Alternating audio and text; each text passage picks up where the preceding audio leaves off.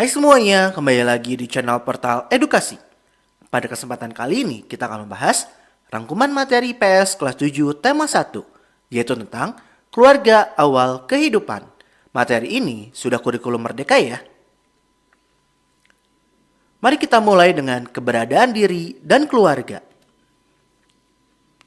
Keluarga merupakan lingkungan pertama dan terdekat bagi sebagian besar kehidupan kita. Keluarga menjadi tempat untuk tumbuh dan berkembang, yang disertai dengan cinta dan kasih. Dalam istilah keluarga, ada yang namanya silsilah. Silsilah keluarga merupakan cerminan dari sejarah. Kata sejarah itu berasal dari kata syajarah, yang bermakna pohon. Nah, manusia sendiri adalah pelaku dari sejarah, yang dapat dilihat dari dua unsur, yaitu unsur waktu dan unsur ruang. Unsur waktu menggambarkan periode berlangsungnya perjalanan kisah manusia tersebut. Sedangkan unsur ruangan dalam sejarah itu berfungsi menjelaskan lokasi atau tempat di mana aktivitas manusia pada masa lampau. Selanjutnya kita akan mempelajari mengenal lokasi tempat tinggal.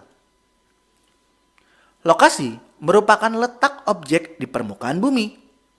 Lokasi sendiri dapat dibedakan menjadi dua, yaitu lokasi absolut dan lokasi relatif.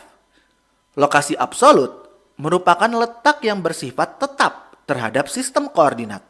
Sedangkan lokasi relatif merupakan letak tempat yang dapat berubah karena keadaan di sekitarnya. Selanjutnya kita mempelajari kondisi wilayah Indonesia. Ada beberapa yang akan kita bahas, yaitu letak dan luas Indonesia, cuaca dan iklim Indonesia, serta kondisi geologis Indonesia. Kita akan bahas satu persatu ya. Kita mulai dengan letak dan luas Indonesia. Indonesia adalah negara terluas di Asia Tenggara dengan luas daratan sebesar 1.910.932,37 km persegi dan luas lautan mencapai 5,8 juta kilometer persegi. Nah, data ini diambil dari Kemenko Maritim pada tahun 2019. Letak Indonesia dapat dikategorikan berdasarkan dua hal, yaitu letak geografis dan letak astronomis. Letak geografis adalah posisi suatu wilayah berdasarkan kenyataan di permukaan bumi. Sedangkan letak astronomis merupakan posisi suatu tempat yang didasarkan pada garis lintang dan bujur. Letak geografis Indonesia adalah di antara dua benua dan dua samudra, yaitu benua Asia dan Australia, serta Samudra Hindia dan Samudra Pasifik. Sedangkan secara astronomis, Indonesia terletak di antara 6 derajat LU sampai 11 derajat LS dan 95 derajat BT sampai 141 derajat BT. Nah, dampak dari letak Indonesia secara astronomis adalah adanya perbedaan waktu. Waktu di Indonesia sendiri dibagi menjadi 3, yaitu waktu Indonesia bagian Barat atau WIB, waktu Indonesia bagian Tengah atau WITA, dan waktu Indonesia bagian Timur, yaitu WIT. WIB itu berdasarkan garis meridian pangkal 105 derajat BT dengan wilayahnya yaitu Pulau Sumatera, Jawa, Kalimantan Barat, dan Kalimantan Tengah. Untuk WITA itu berdasarkan meridian pangkal 120 derajat BT dengan wilayahnya Provinsi Kalimantan Timur, Kalimantan Selatan, Bali, Nusa Tenggara Barat, Nusa Tenggara Timur, dan provinsi-provinsi di Pulau Sulawesi. Untuk WIT itu berdasarkan meridian pangkal 135 derajat BT dengan wilayahnya yaitu Pulau Papua serta Maluku. Selanjutnya kita membahas cuaca dan iklim Indonesia. Cuaca adalah kondisi rata-rata udara di suatu wilayah yang relatif sempit dan dalam waktu yang singkat. Sedangkan iklim adalah kondisi cuaca rata-rata tahunan pada wilayah dengan cakupan yang luas. Perbedaan antara cuaca dan iklim ini kalian harus hafalkan ya, karena biasanya sering banget keluar di ujian. Indonesia sendiri beriklim tropis dengan 2 musim, yaitu musim kemarau dan musim hujan. Musim hujan biasa terjadi antara Oktober sampai Maret, sedangkan musim kemarau terjadi antara bulan April sampai September. Nah, dua musim ini bulannya juga harus dihafalkan. Biasanya sering keluar di ujian juga ya.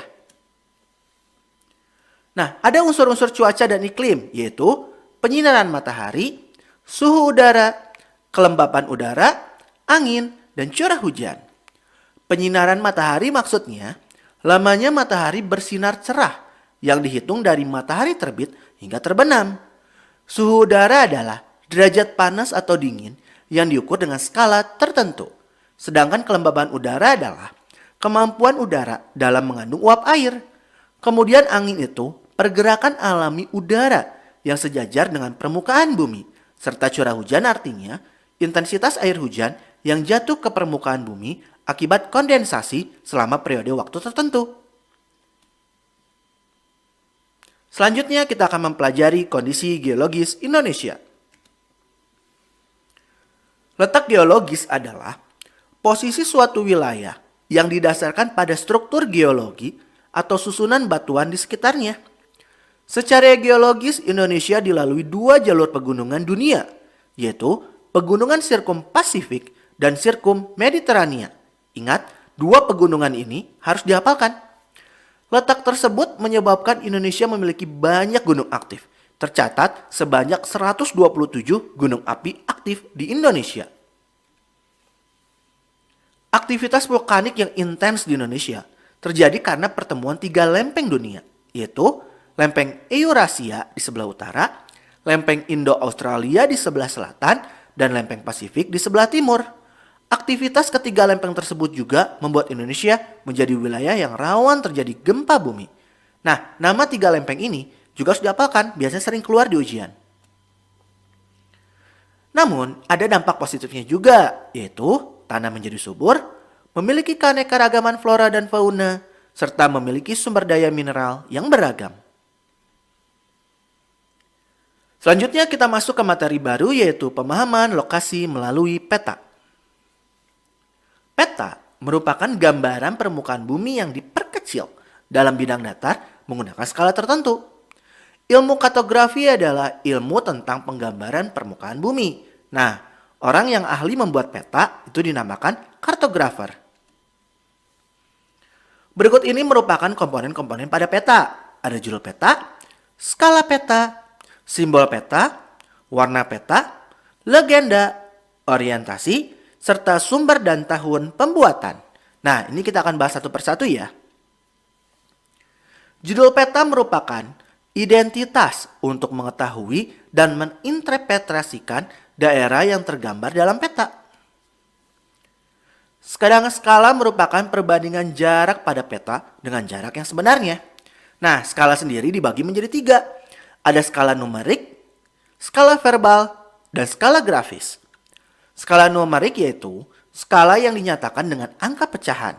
Sedangkan skala verbal adalah skala yang menunjukkan jarak inci di peta sesuai jumlah mil di lapangan. Dan untuk skala grafis adalah skala yang ditunjukkan dengan grafis atau grafik. Selanjutnya simbol peta itu mewakili objek sebenarnya di lapangan. Simbol peta sendiri dibagi menjadi tiga. Ada simbol titik, simbol garis, dan simbol area. Simbol titik itu untuk menggambarkan tempat atau data personal. Simbol garis itu untuk menggambarkan kenampakan yang berhubungan dengan jarak. Sedangkan simbol area untuk menggambarkan objek yang memiliki luas tertentu. Kemudian warna peta itu menggambarkan kenampakan yang ada di peta. Nah, beberapa contoh warna peta yang biasa digunakan, biru untuk menunjukkan perairan atau daerah yang dingin. Kuning untuk menunjukkan gurun, dataran tinggi atau vegetasi yang kering. Sedangkan hijau untuk hutan, dataran rendah, dan vegetasi. Untuk warna coklat untuk menunjukkan daerah perbukitan atau kontur. Kemudian warna merah menunjukkan gunung api, kota, dan jalan protokol. Serta warna hitam untuk menunjukkan batas wilayah. Kemudian legenda merupakan keterangan simbol-simbol yang ada dalam peta untuk mempermudah pengguna dalam membaca dan menginterpretasikan peta. Orientasi adalah arah mata angin. Sumber dan tahun pembuatan menunjukkan informasi kepada pembaca mengenai sumber data yang digunakan dan tahun pembuatan peta.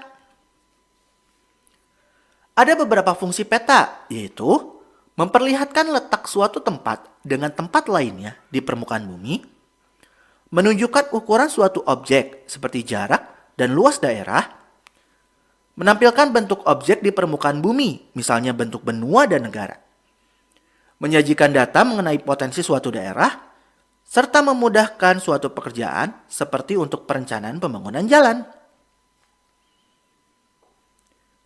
Pada perkembangannya, peta juga berubah dari berbasis kertas menjadi digital, yang tentunya memiliki fungsi lain lagi, seperti pengembangan transportasi berbasis online, perhitungan estimasi biaya ekspedisi pengiriman barang secara cepat, perhitungan perkiraan lama waktu yang dibutuhkan untuk barang sampai pada alamat tujuan, memudahkan menemukan alamat tujuan, serta menyajikan berbagai alternatif jalan yang dapat dipilih agar waktu lebih efisien.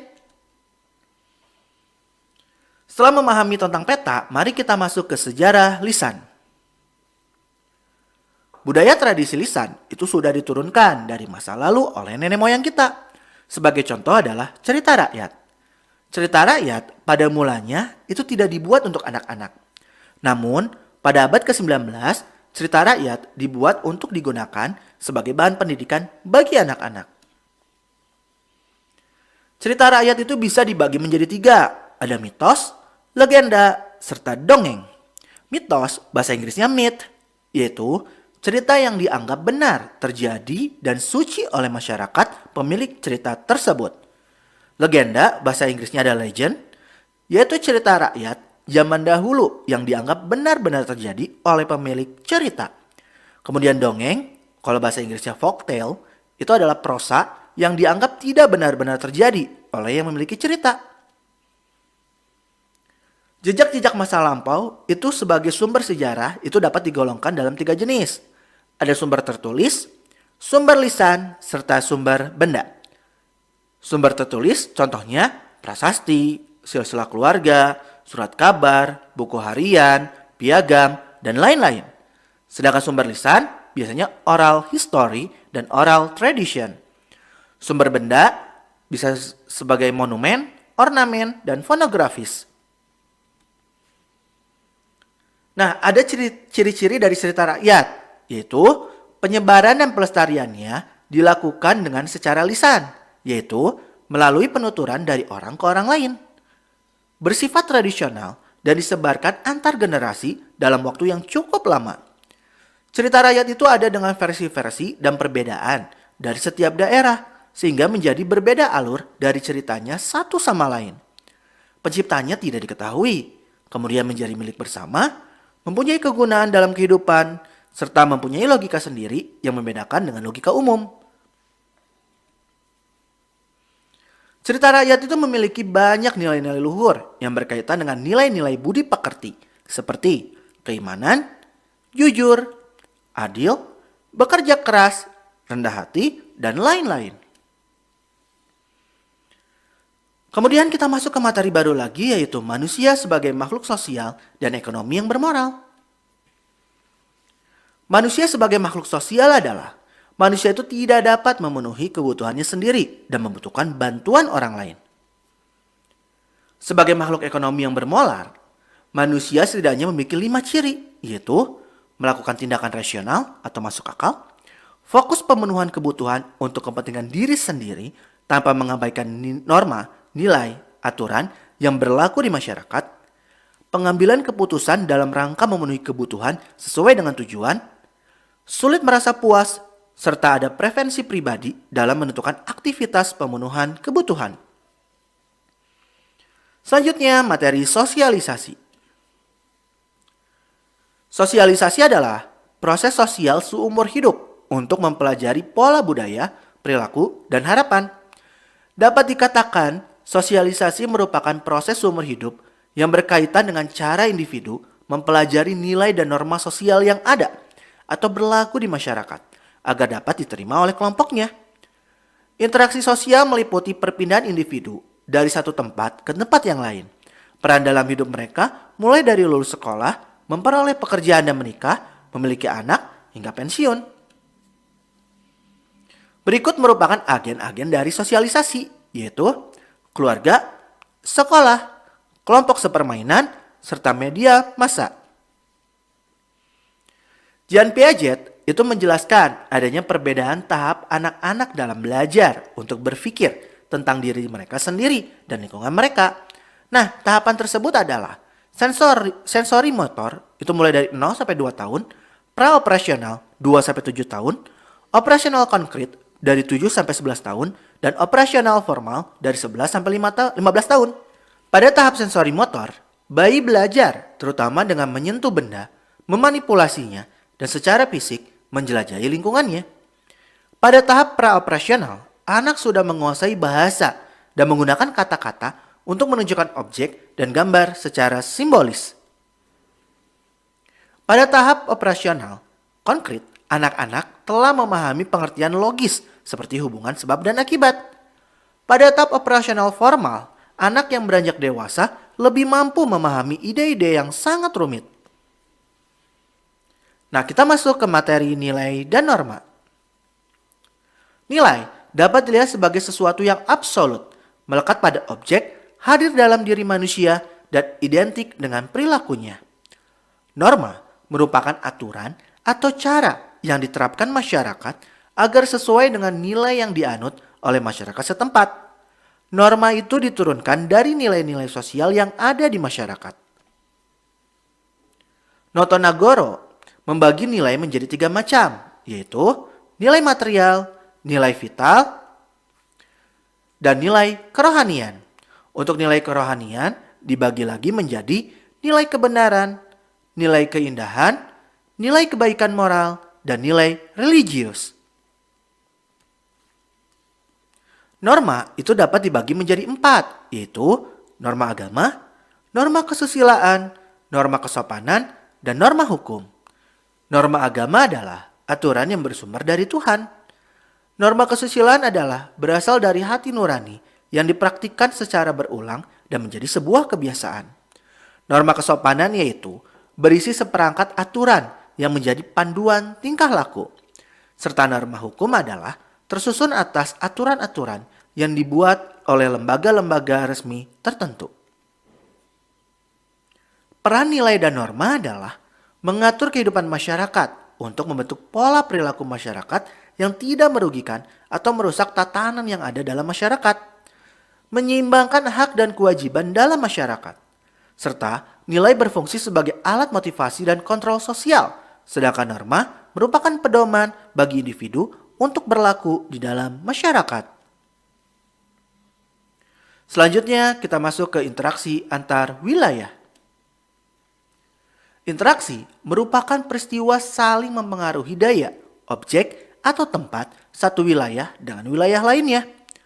Setiap wilayah itu memiliki potensi sumber daya dan kebutuhan yang berbeda dengan tempat lain, sehingga memunculkan sebuah interaksi antar wilayah dalam rangka memenuhi kebutuhan. Sebagai contoh yang paling mudah, ada perbedaan jelas antara perdesaan dengan perkotaan. Nah, berikut ini perbandingan karakteristik wilayah perdesaan dengan perkotaan.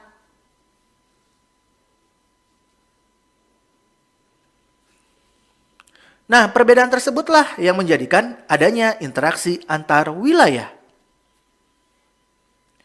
Selanjutnya kita masuk ke materi aktivitas memenuhi kebutuhan. Berdasarkan KBBI atau Kamus Besar Bahasa Indonesia, kebutuhan itu berasal dari kata butuh yang bermakna yang diperlukan atau yang dibutuhkan. Sedangkan arti kata kebutuhan sendiri merupakan sesuatu yang dibutuhkan, dapat berupa tempat, orang, atau semua benda dan yang dibendakan. Philip Kotler menyatakan, keinginan merupakan kebutuhan manusia yang terbentuk oleh budaya dan kepribadian seseorang. Kebutuhan manusia itu dapat dikelompokkan berdasarkan tingkat kepentingan, waktu pemenuhan kebutuhan, sifat, dan subjek pemenuh kebutuhan. Ini akan kita bahas satu persatu ya. Kebutuhan berdasarkan tingkat kepentingannya itu dibedakan lagi menjadi 3. Ada kebutuhan primer, kebutuhan sekunder, dan kebutuhan tersier. Kebutuhan primer merupakan kebutuhan yang harus dipenuhi oleh manusia. Apabila tidak terpenuhi atau pemenuhannya ditangguhkan, akan berpengaruh terhadap kelangsungan hidupnya. Nah, kebutuhan primer itu meliputi kebutuhan akan makan, pakaian, dan tempat tinggal. Kebutuhan sekunder itu termasuk dalam kebutuhan pelengkap, karena kebutuhan ini akan dipenuhi dan diusahakan setelah kebutuhan primer dapat terpenuhi. Contohnya, TV, radio, buku. Dan kebutuhan tersier merupakan kebutuhan terhadap barang yang dianggap mewah. Contoh kebutuhan tersier misalnya, membeli jam, tas, atau mobil mewah untuk meningkatkan status sosialnya di masyarakat. Kemudian kebutuhan berdasarkan waktu pemenuhan kebutuhan itu dibedakan menjadi 4 lagi. Ada kebutuhan sekarang, kebutuhan masa mendatang, kebutuhan mendesak, dan kebutuhan sepanjang waktu. Kebutuhan sekarang merupakan kebutuhan yang harus dipenuhi pada saat dibutuhkan. Contohnya apabila sakit yang membutuhkan perawatan saat itu juga. Ya tidak mungkin menunggu sampai meninggal kan? Kebutuhan masa mendatang merupakan kebutuhan yang waktu pemenuhannya bisa dilakukan pada masa mendatang. Misalnya, seseorang yang ingin melakukan ibadah haji di masa mendatang dapat menabung mulai saat ini. Kemudian kebutuhan mendesak merupakan kebutuhan yang terjadi secara tiba-tiba dan sifatnya insidental. Misalnya terkena musibah.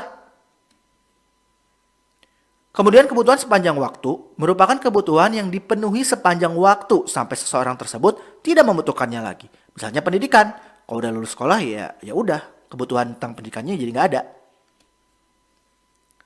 Kebutuhan berdasarkan sifatnya itu dikelompokkan menjadi 2, ada kebutuhan jasmani dan rohani. Kebutuhan jasmani merupakan kebutuhan yang pemenuhan kebutuhannya akan memberikan kepuasan kepada badan atau jasmani seseorang. Contohnya olahraga. Sedangkan kebutuhan rohani merupakan kebutuhan yang pemenuhan kebutuhannya akan memberikan kepuasan kepada rohani atau batin seseorang. Contohnya liburan dan rekreasi. Berdasarkan subjeknya, kebutuhan manusia dibedakan menjadi 2, yaitu kebutuhan individu dan kebutuhan kelompok. Kebutuhan individu merupakan kebutuhan yang kepuasan dan tujuan pemenuhannya dirasakan oleh individu atau seseorang. Sedangkan kebutuhan kelompok merupakan kebutuhan yang kepuasan dan tujuan pemenuhannya dirasakan oleh kelompok atau golongan masyarakat tertentu. Kemudian perbedaan kebutuhan setiap individu itu dipengaruhi oleh berbagai faktor, yaitu jenis kelamin, tingkat pendidikan, lingkungan tempat tinggal, kemajuan ilmu pengetahuan dan teknologi, pendapatan, status sosial, selera, serta adat istiadat. Ada beberapa jenis alat pemuas kebutuhan, yaitu berdasarkan cara memperolehnya, berdasarkan hubungannya dengan barang lain, berdasarkan tujuan penggunaannya, berdasarkan proses pembuatannya. Ini kita akan bahas satu persatu juga ya. Berdasarkan cara memperolehnya, alat pemuas kebutuhan dibagi lagi menjadi 3, yaitu barang bebas, barang ekonomis, dan barang elit. Barang bebas merupakan barang sebagai alat pemuas kebutuhan yang jumlahnya banyak, bahkan tidak terbatas, serta tidak perlu pengorbanan untuk memperolehnya. Contohnya, udara, sinar matahari, dan air laut.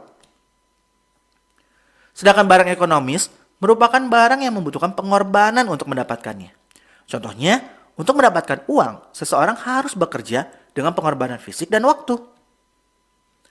Kemudian barang elit merupakan barang yang ketika jumlah barangnya terbatas, itu dapat digunakan untuk memenuhi kebutuhan manusia. Sedangkan ketika jumlah barang ini berlimpah atau justru itu menyebabkan bencana bagi manusia. Contohnya, api. Sedikit bisa dipakai masak, tapi kalau kebanyak ya kebakaran lah. Berdasarkan hubungannya dengan barang lain, nah alat pemuas kebutuhan dapat dibedakan menjadi 2. Ada barang substitusi dan barang komplementer. Barang substitusi merupakan alat pemuas kebutuhan yang berfungsi sebagai pengganti barang lainnya dengan syarat barang tersebut memiliki kegunaan yang sama. Contohnya, ketika nasi habis tapi masih lapar, ya bisa makan mie, sama-sama kenyang kan? Barang komplementer merupakan alat pemuas kebutuhan yang berfungsi sebagai pelengkap barang lainnya. Contohnya, handphone dan charger. Ya kalau nggak ada charger ya wassalam udah deh HP-nya itu. Kemudian berdasarkan tujuan penggunaannya, alat pemuas kebutuhan dapat dibedakan menjadi dua.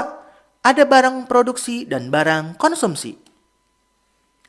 Barang produksi merupakan barang yang digunakan sebagai alat bantu atau bahan baku untuk menghasilkan barang lain. Contohnya tanah yang digunakan untuk menanam sayuran dan berbagai macam buah. Barang konsumsi merupakan barang yang dapat digunakan untuk memenuhi kebutuhan secara langsung. Bisa disering sebut juga barang jadi. Contohnya pakaian, makanan, barang elektronik, motor, dan lain-lain. Kemudian berdasarkan proses pembuatannya, alat pemuas kebutuhan itu dibedakan menjadi tiga. Ada barang mentah, barang setengah jadi, dan barang jadi. Barang mentah merupakan barang yang perlu melalui proses produksi sebelum dapat digunakan oleh masyarakat. Nah, sering disebut juga bahan baku. Contohnya padi yang masih perlu diolah menjadi beras, terus baru diolah menjadi nasi. Kemudian barang setengah jadi adalah barang yang belum dapat dikonsumsi dan masih dalam proses produksi. Contohnya tepung gandum yang masih perlu diproses untuk membuat roti. Kemudian barang jadi merupakan barang yang dapat digunakan untuk memenuhi kebutuhan manusia. Contohnya roti, kapas kemasan, meja, kursi, dan lain-lain. Nah ya mungkin cukup sekian. Terima kasih telah menyimak video pembelajaran hingga selesai. Semoga bermanfaat kita semua. Jangan lupa like, comment, and subscribe.